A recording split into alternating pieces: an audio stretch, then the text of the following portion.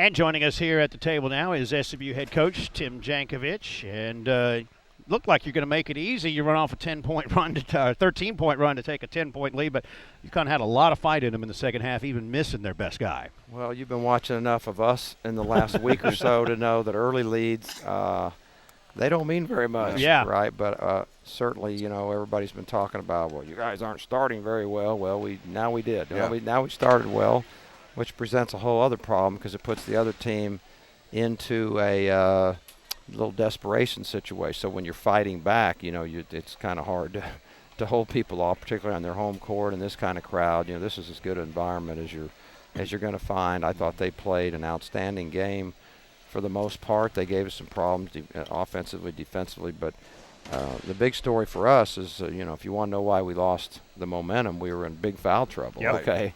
And we were holding on for dear life, and I'll tell you what, you know, Shake's offense just was amazing the first half. We needed that desperately, but, you know, we have guys come in. We had, you know, Leo gave us minutes. We had Deshaun give us good minutes, and we're just trying to mix and match, and all I'm doing is look at that clock, and it can't run fast enough, and we're trying to slow the tempo as best we can to get to halftime. I thought the basket at the end of the half was big, give us a little momentum, give us a 10-point cushion. But we had to fight them off the whole time. They started getting hot. I really believe the shots they were taking, because they were deep threes, would start missing, and I told them that. I said, do not worry about those shots. Those are not the shots going to beat us, and sure enough, they went cold for how many threes did they miss. But unbelievable team effort, unbelievable team that that we saw out here today and a bunch of other games this year, and just a great, great win for us. You know, picking up on what you were talking about, I thought a key stretch was the closing minutes of the first half, because you were able to go into the halftime with a double-digit lead, despite not having Shimmy on the floor or Sterling Brown. For much, you did gamble a little bit and put Ben Moore back in. Of course, he being a senior could learn to do it. You get 10 minutes out of Deshaun, you know, Deshaun McDowell, and you still have a double-digit lead. I agree, and that was, you know, we were just looking at scoreboard and time at that point, so we felt like if they're going to really cut it down, we were kind of visiting as a staff. All right, at what point, at what number are we willing to live with? Are we willing to let it go all the way down to a tie score? And I actually thought there'd be some merit in that as well, to make sure that we're not in any kind of foul trouble the second half. We could turn into a 20-minute game, but we didn't have to make that decision. I don't know which way I would have gone.